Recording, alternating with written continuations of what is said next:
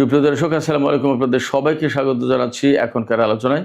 আপনাদের সঙ্গে আছি আমি সিরাজুল ইসলাম। দর্শক, ডোনাল্ড ট্রাম্প গত রাতে ইরানের বিরুদ্ধে ব্যাপক হামলার কথা বলে কেন থেমে গেলেন, তার কারণ কিছু কিছু জানা যাচ্ছে। প্রথম কারণ হচ্ছে সৌদি আরবের সরাসরি বিরোধিতা। সৌদি যুবরাজ মোহাম্মদ বিন সালমান তিনি ডোনাল্ড ট্রাম্পকে ফোন করে বলেছেন, আপনি এই হামলা চালাবেন না, এই হামলা চালালে পুরো মধ্যপ্রাচ্য ধ্বংস করে দেবে ইরান। অতএব ডোনাল্ড ট্রাম্প ওখানেই থেমেছেন। এর ভেতরে খবর এসেছে বাহরাইন এবং কুয়েত থেকে আমেরিকা সেনা প্রত্যাহার করে নিচ্ছে। বলা হচ্ছে এই সমস্ত সেনা ইসরায়েল এবং ইউরোপের কোনো কোনো দেশে রাখা হবে। এটাকে আমেরিকা রিডিপ্লয়মেন্ট বা নিরাপত্তা পুনর্বিন্যাস বলছে। এদিকে ডোনাল্ড ট্রাম্প দাবি করছেন যে ইরান এই হামলা বন্ধের জন্য অনুরোধ করেছিল। ইরান তো আগেই বলেছে যে আমরা এই ধরনের অনুরোধ করিনি, বরং আমরা যে কোনো পরিস্থিতি মোকাবেলার জন্য প্রস্তুত আছি। এরপরে ইরানের পক্ষ থেকে পরিষ্কার করে বলা হয়েছে যে হরমুজ প্রণালী যেমন আছে তেমনই থাকবে, হরমুজ প্রণালী খুলে দেওয়ার বিনিময়ে কোনো চুক্তি আমরা করতে যাচ্ছি না।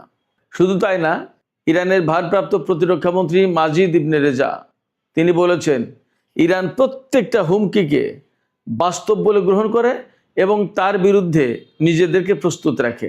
সেইভাবেই চলমান পরিস্থিতিকে ইরান বিবেচনায় রাখছে। তার মানে ডোনাল্ড ট্রাম্প যখন যে হুমকি দিচ্ছেন সে ব্যাপারে যেমন ইরান সতর্ক থাকছে, সজাগ থাকছে, সেইভাবে প্রস্তুতি নিচ্ছে। একইভাবে আমেরিকা যে যুদ্ধ বন্ধ করলো তাই বলে আর যুদ্ধ করবে না এমনটাও ভাবছে না।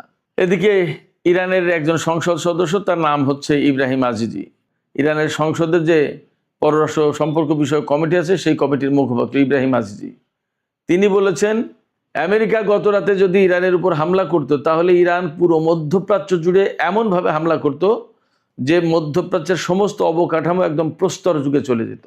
এদিকে যুদ্ধ বন্ধের কথা বললেও মার্কিন প্রশাসন পুরো মধ্যপ্রাচ্য জুড়ে 113টি রিফুয়েলিং ট্যাঙ্কার বিমান মোতায়েন করে রেখেছে। এই খবর মাত্রই বের হলো। তাদের উদ্দেশ্য কি? সুপ্রিয় দর্শক, এই বিষয়গুলো নিয়েই এখনকার ভিডিওতে আমি কথা বলবো। আশা করি ভালো লাগবে এবং আপনারা শেষ পর্যন্ত সঙ্গে থাকবেন। আর ভিডিও যদি ভালো লাগে তাহলে লাইক, কমেন্ট, শেয়ার করবেন এবং চ্যানেলটি সাবস্ক্রাইব করে সাথেই থাকবেন। দর্শক, চলুন আমরা বিস্তারিত আলোচনা করি।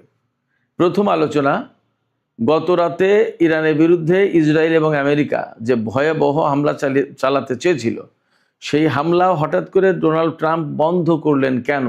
এটা কিন্তু আজকে টক অফ দ্য ওয়ার্ল্ড ছিল, সারাদিনের এইটা সবচেয়ে বড় আলোচনা ছিল। এই ব্যাপারে যে সমস্ত জায়গা থেকে, যে সমস্ত গণমাধ্যম থেকে খোঁজ পাওয়া যাচ্ছে, এ ব্যাপারে যে সবচেয়ে বড় যে বক্তব্য এসেছে সেটা হচ্ছে সৌদি যুবরাজ মোহাম্মদ বিন সালমান ডোনাল্ড ট্রাম্পকে ফোন করে বলেছেন আপনি এই হামলা চালাতে পারেন না, এই হামলা চালালে পুরো মধ্যপ্রাচ্য শেষ করে দেবে ইরান, আমাদের অত্র অঞ্চলের কোনো জ্বালানি অবকাঠামো ইরান রাখবে না, একদম শেষ হয়ে যাবে, পুরো মধ্যপ্রাচ্য আগুনে দাউ দাউ করে জ্বলবে। এই যুদ্ধ আপনি করতে পারেন না, এই হামলা আপনি করবেন না এবং এই হামলা এখনই বন্ধ করেন, বন্ধ করে আপনি ইরানের সাথে কূটনৈতিক আলোচনার ভেতরে যান। তো কূটনৈতিক আলোচনা কি? ডোনাল্ড ট্রাম্প নিশ্চয়ই বলেছেন যে ইরান তো কোনো চুক্তিতে আসছে না, তখন নিশ্চয়ই তিনি অর্থাৎ সৌদি যুবরাজ বলেছেন ইরান তো কূটনীতিতে ছিল, সেখানে ভেঙে গেল কেন, কি ব্যাপার, ওগুলো ঠিকঠাক করেন। এইভাবে হয়তো কথাবার্তা হয়েছে, হয়তো ডিটেলস আলোচনা হয়েছে, সে সব কথা তো আর আসেনি, সব কথা আসছেও না। তো সৌদি যুবরাজের বিরোধিতার মুখে মূলত মার্কিন প্রেসিডেন্ট ডোনাল্ড ট্রাম্প এই হামলা বন্ধ করেছেন। এটা একটা দিক। আর বাস্তবতার নিরিখে যে বিষয়টা থাকছে সেটা হচ্ছে যে সত্যি সত্যি ইরানের যে প্রস্তুতি ছিল, গত রাত আমি ব্যক্তিগতভাবে 3টার পরে ঘুমিয়েছি, কারণ যুদ্ধ একটা হওয়ার প্রবল আশঙ্কা ছিল, সেইভাবে প্রস্তুত ছিল। এবং এর বিপরীতে ইরান সর্বোচ্চ সতর্ক অবস্থায় ছিল। ইসরায়েলের সামরিক বাহিনীকে যেমন হাইয়েস্ট অ্যালার্টে রাখা হয়েছিল, ইরান জুড়ে ইরানের সামরিক বাহিনী একই অবস্থায় ছিল এবং তাদের প্ল্যান ছিল যত বড় হামলাই হোক না কেন হামলা প্রতিরোধ করে ইসরায়েল এবং পুরো মধ্যপ্রাচ্যের অবকাঠামো একদম শেষ করে দেওয়া হবে। এই যে অবস্থা ছিল, এই অবস্থায় আসলে কারোর কোনো রক্ষা ছিল না। ইরানের ক্ষয়ক্ষতি যা হতো হতো, কিন্তু ইরান পাল্টা যে হামলা চালাতো তাতে রিয়েলি যে সিচুয়েশন তৈরি হতো তাতে মধ্যপ্রাচ্যকে চেনা যেত না আজকে। সেই জায়গায় সৌদি যুবরাজ মোহাম্মদ বিন সালমান মধ্যপ্রাচ্যকে বলা যায় যে বাঁচিয়ে দিয়েছেন। এরপর ডোনাল্ড ট্রাম্প কি বলবেন সারা বিশ্বের কাছে? তিনি তো বলেছেন যে আজ রাতেই ইরানের উপরে হামলা চালানো হবে এবং তার জন্য ইসরায়েল এবং আমেরিকা একসাথে কাজ করতে যাচ্ছে। ডোনাল্ড ট্রাম্প যখন সৌদি যুবরাজের ফোনের পর হামলা বন্ধ করলেন, তখন তিনি কি বলবেন? তিনি বললেন যে ইরান এবং মধ্যপ্রাচ্যের কয়েকটি দেশ তাকে অনুরোধ করেছেন যুদ্ধ বন্ধ করার জন্য এবং ইরান চুক্তির জন্য রাজি হয়েছে। ডোনাল্ড ট্রাম্প তার ট্রুথ সোশ্যালে বলেছেন যে আমি যে শর্ত দিচ্ছি সেই শর্ত হতে হবে এরকম যে হরমুজ প্রণালী তাৎক্ষণিকভাবে খুলে দেবে ইরান এবং ইরানের পরমাণু হুমকি দূর করবে, অর্থাৎ পরমাণু কর্মসূচি বাতিল করবে। ইরান নাকি এই ব্যাপারে রাজি হয়েছে, অথচ ইরানের পক্ষ থেকে একদম সরাসরি বিবৃতি দেওয়া হয়েছে ইরানের পররাষ্ট্র মন্ত্রণালয়ের পক্ষ থেকে, ইরানের পররাষ্ট্রমন্ত্রীর পক্ষ থেকে, যে এই ধরনের কোনো আলাপ আলোচনা বক্তব্য ইরানের পক্ষ থেকে দেয়া হয়নি। একদম ডাহা মিথ্যে কথা ডোনাল্ড ট্রাম্প বলেছেন, এইভাবে বলছেন। এখন ডোনাল্ড ট্রাম্প কেন বললেন এ কথা? তাহলে ওই যে নিতান্তই মুখ রক্ষার জন্য। এবং বাস্তবতা হচ্ছে কি, এর আগে কয়েকবার ডোনাল্ড ট্রাম্প এরকম হুমকি ধমকি দিয়েছেন, ভয় দেখিয়ে ইরানকে চুক্তিতে বাধ্য করতে চান, সারেন্ডার করাতে চান। কিন্তু ইরানের বক্তব্য হচ্ছে যে আমেরিকার কাছে তো ইরান সারেন্ডার করবে না।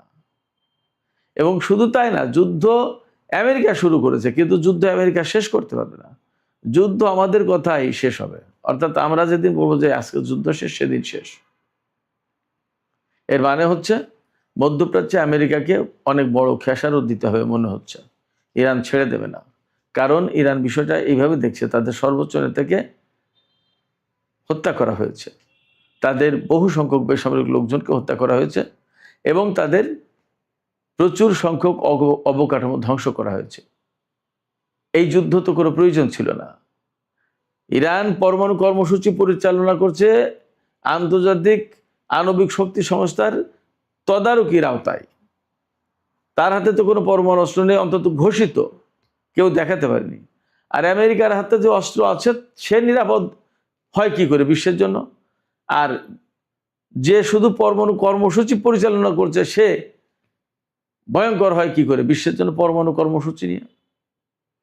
এই প্রশ্ন তুলে ইরান বলছে যে যেহেতু এই বিষয়টা নিয়েই ইরানের উপর হামলা চালানো হয়েছে এবং অবৈধ একটা যুদ্ধ, অতএব এর শেষ দেখে ছাড়বে ইরান। এগুলো সব ইরানের বক্তব্য, আমার বক্তব্য না। এদিকে সর্বশেষ খবর মোতাবেক আমরা জানতে পারছি যে কুয়েত এবং বাহরাইন থেকে মার্কিন সেনা সরিয়ে নেওয়া হয়েছে। সব নাকি মোটামুটি একটা অংশ, এটা পরিষ্কার না, বাট কুয়েত এবং বাহরাইন থেকে সেনা সরানো হয়েছে, প্রত্যাহার করা হয়েছে বলা হয়েছে।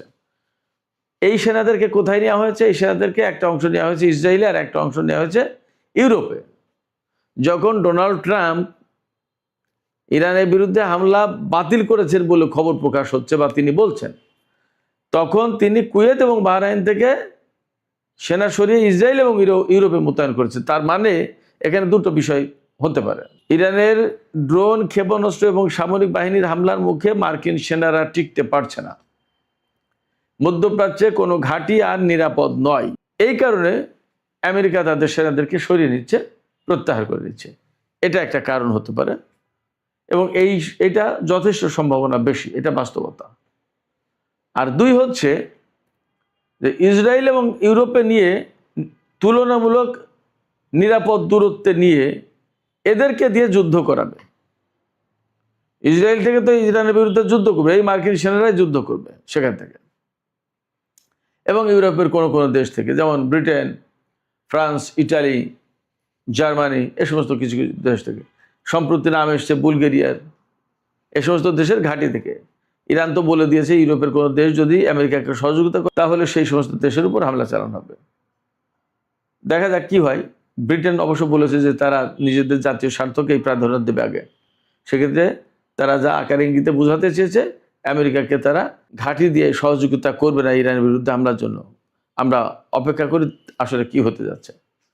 তো ইসরায়েলে যে মার্কিন সেনা মোতায়েন করা হয়েছে, যদি ইরাক থেকে, কুয়েত থেকে বা বাহরাইন থেকে সেনা প্রত্যাহার করা হবে তাহলে আমেরিকায় নিয়ে যাক, কেন ইসরায়েলে রাখা হচ্ছে?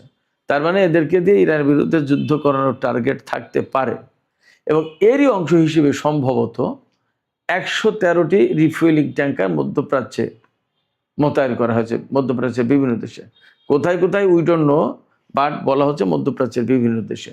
সেটা হতে পারে জর্ডান, ইসরায়েল তো আছেই, তুরস্ক হতে পারে, জানি না কোন কোন দেশে, আজারবাইজানে হতে পারে, কোথায় কোথায় আমরা শিওর না, দেখা যাক। তো এই পরিস্থিতিতে ইরানের উপরে যে আমেরিকা এখনো হামলা চালানোর চিন্তা করছে, এটা মোটামুটি পরিষ্কার। এই রিফুয়েলিং ট্যাঙ্কার এবং মার্কিন সেনা ইউরোপ আর ইসরায়েলের সরিয়ে নেওয়ার কারণে ধারণা করা হচ্ছে যে তারা ইরানের বিরুদ্ধে হামলা চালাতে চায়, বেটার টাইমের জন্য অপেক্ষা করছে। বাট ইরান কি করবে? ইরান ডোনাল্ড ট্রাম্পের এই কথায় একদম চুপ হয়ে যায়নি, এটা তাদের পক্ষ থেকে বলা হয়েছে। ইরানের ভারপ্রাপ্ত প্রতিরক্ষা মন্ত্রী মাজিদ ইবনে রেজা তিনি বলছেন যে ইরান শত্রুর হুমকিকে বাস্তব এবং বিশ্বাসযোগ্য বলে মনে করে এবং সেই কারণে যে কোনো হুমকিকে তারা সিরিয়াসলি নেয় এবং সেইভাবে প্রস্তুতি নেয়। তিনি এই কথা দিয়ে যা বলতে চেয়েছেন সেটা হচ্ছে এই যে আমেরিকা যে সমস্ত হুমকি ধমকি দিচ্ছে এগুলোকে কোনো সময় ইরান কম গুরুত্ব দিচ্ছে না, তারা এগুলোকে খুবই গুরুত্ব দিচ্ছে এবং খুব সিরিয়াসলি তার বিরুদ্ধে প্রস্তুতি নিচ্ছে। ডোনাল্ড ট্রাম্প যে বলেছেন যে আমরা যুদ্ধ বাতিল করলাম, ইরান এটাও বিশ্বাস করছে না। ইরান মনে করছে হয়তো এটা চালাকি হতে পারে, একটা কৌশল হতে পারে, আমাদেরকে বোকা বনে দিয়ে তারা আমাদের উপর হামলা চালাবে। অতএব আমেরিকা হামলা চালাক আর না চালাক, তাদের বিরুদ্ধে ইরান অল টাইম প্রস্তুত। ইরানের আমি আগেই বলেছি একজন সংসদ সদস্য ইব্রাহিম আজিজি তিনি বলেছেন যে আমেরিকা যদি গত রাতে হামলা চালাতো ইরানের উপরে, তাহলে মধ্যপ্রাচ্যের প্রত্যেকটা অবকাঠামো, বিশেষ করে বিদ্যুৎ, জ্বালানি এবং বিমান, এগুলোর কথাও আসছে, একেবারে ধ্বংস করে দেওয়া হচ্ছে। একদম স্টোন এজ, যেটা প্রস্তর যুগে পাঠিয়ে দেওয়া হতো, অর্থাৎ যখন আধুনিকতার কোনো ছোঁয়া ছিল না ওইরকম একটা অবস্থা মধ্যপ্রাচ্যে তৈরি করে ফেলা হতো। মার্কিন প্রেসিডেন্ট ডোনাল্ড ট্রাম্প গতকাল কেন হামলা বন্ধ করেছে তার আরেকটা কারণ আছে। আল জাজিরা বলছে মার্কিন সশস্ত্র বাহিনীর চিফস অফ স্টাফের চেয়ারম্যান জেনারেল ড্যান কেইন তিনি উদ্বেগ প্রকাশ করে বলেছেন যে আমেরিকার হাতে এই মুহূর্তে যে পেট্রিয়ট ইন্টারসেপ্টর আছে বা থার্ড ইন্টারসেপ্টর আছে তা দিয়ে বড় কোনো যুদ্ধ মোকাবেলা করা যাবে না। আন্তর্জাতিক যে নিরাপত্তা গবেষণা ইনস্টিটিউট ICIS যেটা, তারা বলছে আমেরিকার হাতে যুদ্ধের আগে 2300 অর্থাৎ 2300 পেট্রিয়ট ইন্টারসেপ্টর ছিল, এখন আমেরিকার হাতে মাত্র 827টি। এটা মারাত্মক রকমের উদ্বেগজনকভাবে কমে গেছে। তো ইরানের বিরুদ্ধে গত 5 মাসে যদি এতগুলো পেট্রিয়ট ইন্টারসেপ্টর চলে যায়, তাহলে থার্ড বা আদার কি অবস্থায়, থার্ডের অবস্থা আরও করুন। তাহলে আমেরিকার সাথে যদি চীনের বা রাশিয়ার বা আরও কারোর যুদ্ধ লেগে যায় তাহলে তারা কি করবে? অথবা ইরান যদি আরও 5 মাস যুদ্ধ টেনে নিয়ে যায়, তখন তার হাতে তো কিছুই থাকবে না, তখন কি করবে? এখনই তো ইরাক বা মধ্যপ্রাচ্যের বিভিন্ন জায়গায় এমন অবস্থা যে সেখান থেকে পেট্রিয়ট সিস্টেম, থার্ড সিস্টেম সরিয়ে নেওয়ার কারণে ইরানের ক্ষেপণাস্ত্র, ড্রোন যাচ্ছে আর আসছে, কোনো ব্যাপারই না। এমনকি ইরানের বিমান দিয়ে বিভিন্ন জায়গায় টহল পর্যন্ত দেওয়া হয়েছে, আমেরিকা কিছু করতে পারেনি। এই অবস্থায় মার্কিন বাহিনী প্রকৃতপক্ষেই অস্ত্রে শস্ত্রে অনেক দুর্বল হয়ে গেছে, এমনটাও বলা হচ্ছে। দেখা যাক কি পরিস্থিতি হয়। আগামী 2-1 দিনের ভেতরে আরও পরিস্থিতি অনেকটা ক্লিয়ার হবে। সুপ্রিয় দর্শক, এখনকার আলোচনা এখানে শেষ করতে চাই। আলোচনা শেষের আগে আপনাদের মতামত জানতে চাই। মার্কিন প্রেসিডেন্ট ডোনাল্ড ট্রাম্প বারবার বলছেন যে ইরান এবং মধ্যপ্রাচ্যের কয়েকটি দেশ অনুরোধ করেছে, তাই তিনি যুদ্ধ বন্ধ করেছেন। আপনাদের কি মনে হয়, ইরান কি আসলে ডোনাল্ড ট্রাম্পকে যুদ্ধ বন্ধ করার জন্য বা ইরানের উপরে হামলা না চালানোর জন্য কি অনুরোধ করেছে বলে মনে হয়? এবং এই যে মধ্যপ্রাচ্যে 113টি রিফুয়েলিং ট্যাঙ্কার বিমান মোতায়েন করা আছে, এগুলো কিসের জন্য? যুদ্ধ কি বন্ধই হয়ে গেল ইরানের বিরুদ্ধে? এমন কি মনে হচ্ছে আপনাদের? আপনাদের মতামত জানিয়ে কমেন্টে লিখতে পারেন। আর ভিডিও ভালো লাগলে লাইক, কমেন্ট, শেয়ার করবেন এবং চ্যানেলটি সাবস্ক্রাইব করে সাথেই থাকবেন। দর্শক, এখনকার মতো আলোচনা এখানে শেষ করছি। আপনারা সবাই অনেক অনেক ভালো থাকুন। আল্লাহ হাফেজ।